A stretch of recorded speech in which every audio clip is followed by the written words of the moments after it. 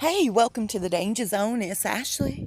All the pictures in my video were found on a public domain, and in a lot of cases, I have some wonderful people that contribute them to me via email, and I'm so grateful for you guys. Thank you. Lots of love and many blessings your way. Y'all, I think spring has arrived here. Thank God. I just could not believe what I was watching, what I was hearing. Meghan Markle escaping the crown. And goofy Harry thinks he's a part of this, and he's not.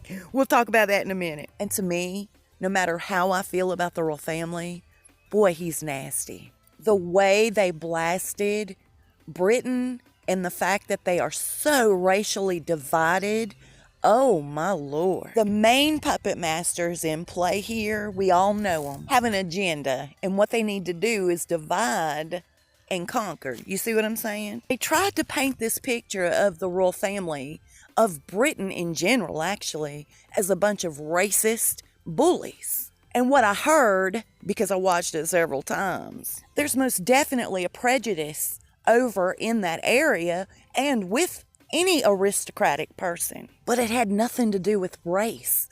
It had everything to do with class. But it was Meghan's position as a pawn in their game to convince people that this was a racial situation, not a class. And it's completely political. That's what it is. So do you guys remember what Lizzie Cundy said in the beginning? She met Meghan at a gala of some sort. First things out of Meghan's mouth in her direction were, I need to be well known here in England. I want to be a household name. Do you know any rich British aristocratic men? Can you set me up with them? Why aristocratic? Why did she need to get into that circle? Then she tried her best to get the paparazzi's attention. Over in London, walking right in front of their office, back and forth, pacing. She needed to be followed over to Buckingham Palace. And then she didn't even use the family entrance. She went through the main gate. After her BFF, of course, set her up with Harry at the Soho house. Their main goal from the beginning was pairing Meghan with Prince Harry, in my opinion. Even after he started seeing somebody else and dumped her, she came back and wrapped around him like a bad rash. But she had to climb the aristocratic ladder, so to speak. She needed to infiltrate herself within the royal family and their circle. And I believe it shocked them. They weren't prepared, her handlers and herself, getting her hands wrapped around the golden egg, so to speak. And when she did end up with the golden egg, Harry, it was important for her to recreate Diana because everybody loves Diana. I don't feel like she ever intended for her real personality to come through. It was imperative for her to be trusted and looked upon as a Diana 2.0. Just another mind game, you see. And when most people think about Diana,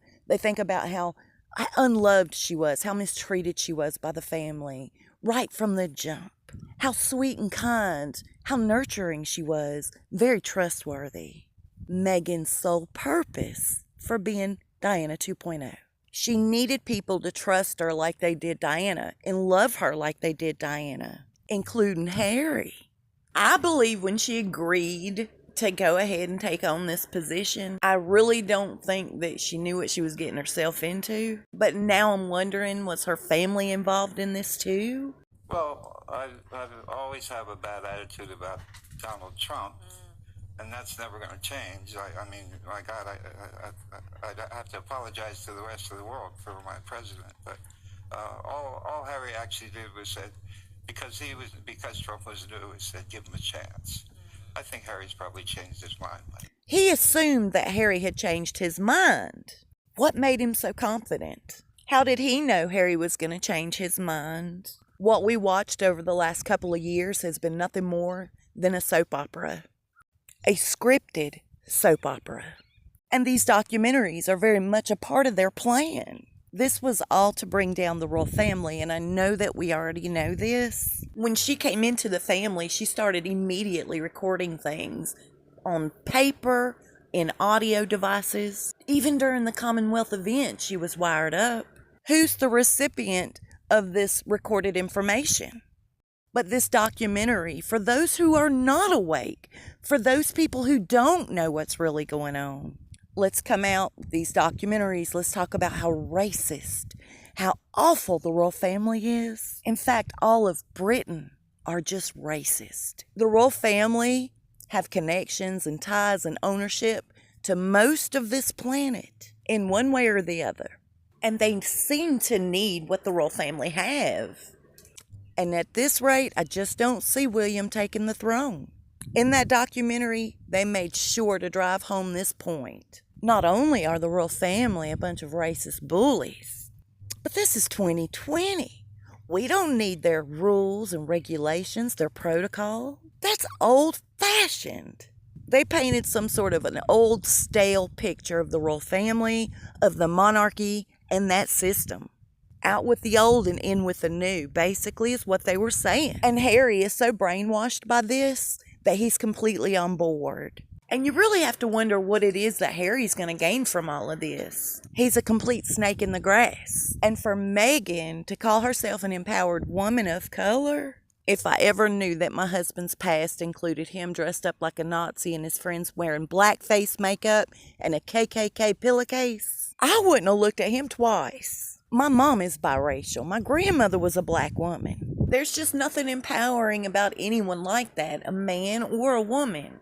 And I feel like the moment she dropped her drawers to him, she lost all her power. I do believe this has everything to do with the agenda of the elite system. Nothing else makes sense about it to me. Why would they want to run a smear campaign against the monarchy? Now, we've all heard the Bob Iger stories, why he stepped down from CEO of Disney. I found out just this morning that not only is Oprah, but the Obamas and Clintons are backing him financially, supporting him to run for president in the near future. These people are the ones pulling the strings on Meghan and Harry.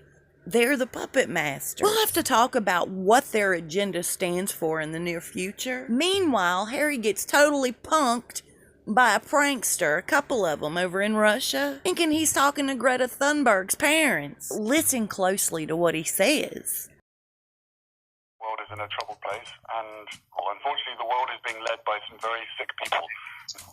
Stop any change from happening, whether it's because of their own bias, whether it's because of the fact that it's going to change the way that they are able to behave themselves, or just because, as I said earlier, because they may be sick. You know, we are tired of everything that is happening, especially around Europe, political crisis. And you know, in your country, I've heard about it.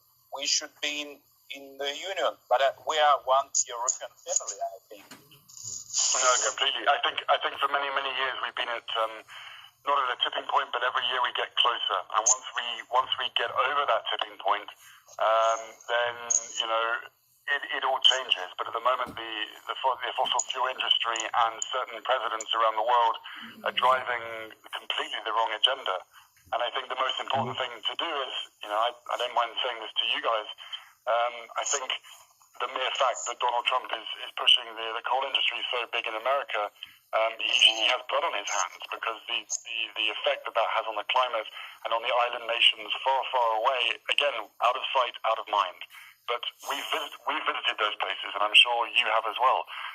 People's lives have been completely destroyed. People are dying every single month by some form of natural disaster that has been created from this huge change in our climate. So again, we have to almost physically shake these people and get them to realize that not only are they stealing from your future, which you've said over and over again, which I applaud you for, but also that they are directly responsible for actually killing people and wiping out whole communities. And now I'm confident that within the next 5 to 10 years things will change, but we can't wait 5 or 10 years. So I think, you know, if Donald Trump can become the president of the United States of America, then anything's possible, right? Harry is in no way a smart man. And that's what they were banking on when they put Meghan on a mission. And let me tell you something, this mental health campaign they're on is going to be her trump card, so to speak. It's going to be her way out of the relationship. She's working mad overtime, making him look like a half-wit, like he is mentally unstable in every way possible. She was a part of this People magazine picture. She's the one that okayed this. She and this fella are sitting there poised, calm and collected. And next to her, He needs a bib. I'll see you soon and we'll talk fast. Y'all stay safe and be blessed.